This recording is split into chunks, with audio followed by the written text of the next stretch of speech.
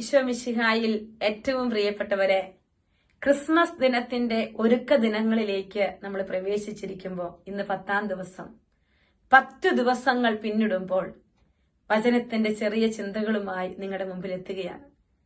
ഇന്ന് നമുക്ക് കർത്താവ് ചിന്തിക്കാൻ ഒരു വചനം തരികയാണ്. ദൈവത്തിന്റെ സൃഷ്ടിയായ നക്ഷത്രങ്ങളെ സ്വർഗം നമുക്ക് പരിചയപ്പെടുത്തുകയാണ്.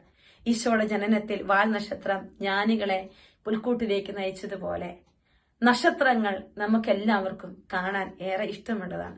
നമ്മുടെയൊക്കെ ജീവിതത്തിൽ കാണുമ്പോൾ കണ്ണു നിറയെ സന്തോഷം തരുന്ന, മനസ്സിന് കുളിർമയേകുന്ന ഒന്ന് തന്നെയാണ് ഈ നക്ഷത്രങ്ങൾ. ഈ നക്ഷത്രങ്ങളെ കുറിച്ച് ബാറൂക്കിന്റെ പുസ്തകം 3-ാം അധ്യായം 33-34 വചനങ്ങൾ, അതിമനോഹരമായ ചിന്തയ്ക്ക് ഒരുപാട് പ്രാധാന്യമേകുന്ന ഒരു വചനം നമ്മൾ അവിടെ കാണുകയാണ്. വചനം എങ്ങനെയാണ്? അവിടുന്ന് പ്രകാശം അയക്കുന്നു, ദൈവത്തെക്കുറിച്ച് പറയുകയാണ്.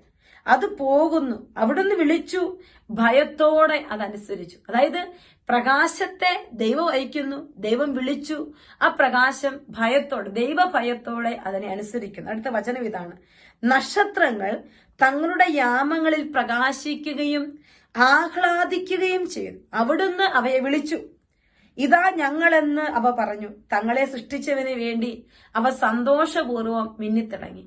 നക്ഷത്രങ്ങളെ ദൈവം വിളിച്ചു, ഇതാ ഞങ്ങളെന്ന് പറഞ്ഞ് അവ സന്തോഷപൂർവ്വം മിന്നിത്തിളങ്ങിയെന്ന് വചനത്തിൽ പറയുകയാണ്. തങ്ങളെ സൃഷ്ടിച്ചവന് വേണ്ടി അവ സന്തോഷപൂർവ്വം മിന്നിത്തിളങ്ങി. നക്ഷത്രങ്ങളെ കുറിച്ച് വചനം പറയുകയാണ്, തങ്ങളുടെ യാമങ്ങളിൽ, തങ്ങളുടെ സമയങ്ങളിൽ പ്രകാശിക്കുന്നു. സമയത്ത് പ്രകാശിക്കുകയാണ് നക്ഷത്രം. എന്നിട്ട് വീണ്ടും പറയാണ്, ആഹ്ലാദിക്കുന്നു. തന്നെ കാണുന്നവർക്ക് ആഹ്ലാദം പകരുന്നു. തന്റെ സമയത്ത് മാത്രം അവതരിക്കുന്ന ഒരു നക്ഷത്രം. പ്രിയപ്പെട്ടവരെ, പകല് നമ്മൾ നക്ഷത്രത്തെ കാണുന്നില്ല, അല്ലെ, നമുക്ക് കാണാൻ പറ്റുന്നില്ല. എന്നാൽ രാത്രികളിൽ നമ്മൾ നക്ഷത്രത്തെ കാണുന്നു. എന്നിട്ട് വീണ്ടും വചനം പറയുകയാണ്, ദൈവം നക്ഷത്രത്തെ വിളിച്ചപ്പോൾ ഇതാ ഞങ്ങളെന്നവ പറഞ്ഞു. പറയുക മാത്രമാണോ? തങ്ങളെ സൃഷ്ടിച്ചവന് വേണ്ടി സന്തോഷപൂർവ്വം മിന്നിത്തിളങ്ങി. വലിയ ശ്രേഷ്ഠമായൊരു വചനമാണ്. പ്രിയപ്പെട്ടവരെ, ജീവിതത്തിൽ എപ്പോഴും ഈശോ നമ്മളെ വിളിക്കുകയാണ്. തന്റെ അടുക്കലേക്ക് നമ്മൾ വിളിക്കുകയാണ്, നമ്മളെ വിളിക്കുകയാണ്. ഇതാ ഞാൻ വാതിലിൽ മുട്ടുന്നു, ആരെങ്കിലും എന്റെ സ്വരം കേട്ട് വാതിൽ തുറന്നു തന്നാൽ ഞാൻ അകത്ത് പ്രവേശിക്കും. അതെ, ഈശോ നമ്മളെയൊക്കെ വിളിക്കുന്നുണ്ട്. നമ്മുടെയൊക്കെ പേര് ഉള്ളങ്കൽ രേഖപ്പെടുത്തിയിട്ടുണ്ട്. ഞാൻ നിന്നെ വിളിക്കുന്നെന്ന് പറയുന്നുണ്ട്.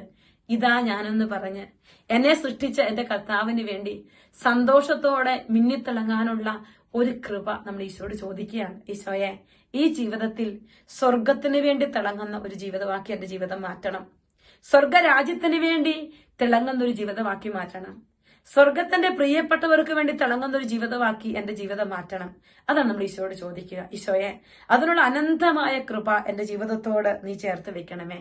നക്ഷത്രങ്ങൾ തങ്ങളുടെ യാമങ്ങളിൽ മിന്നിത്തിളങ്ങി. തങ്ങളെ സൃഷ്ടിച്ചവന് വേണ്ടി ഇതാ ഞങ്ങളെന്ന് അവിടുന്ന് പറഞ്ഞു. അതേ പ്രിയപ്പെട്ടവരെ, ഇത് വായിക്കും തോറും ഞാൻ ഓർക്കും, എന്നെ സൃഷ്ടിച്ച എന്റെ ഈശോയ്ക്ക് വേണ്ടി എത്രമാത്രം തിളങ്ങാൻ എനിക്ക് പറ്റി.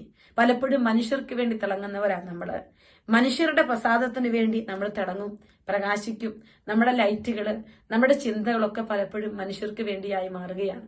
കർത്താവെ, എന്റെ ജീവിതത്തില് നിനക്ക് വേണ്ടി തിളങ്ങാൻ, നിനക്ക് വേണ്ടി സന്തോഷിക്കാൻ ഒരു വലിയ കൃപ നീ എനിക്ക് തരണം.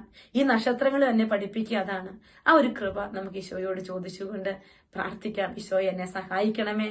ഈ ക്രിസ്മസിന്റെ 10-ാം ദിവസത്തിന്റെ ഒരുക്കത്തിൽ ആ വലിയ കൃപ നമുക്ക് ചേർത്ത് പിടിക്കാം. അതിനായി പുൽക്കൂട്ടി പിറന്ന ഉണ്ണി ഈശോ നമ്മളെ അനുഗ്രഹിക്കട്ടെ. ഈശോ മിശിഹായിക്ക് സ്തുതിയായിരിക്കട്ടെ.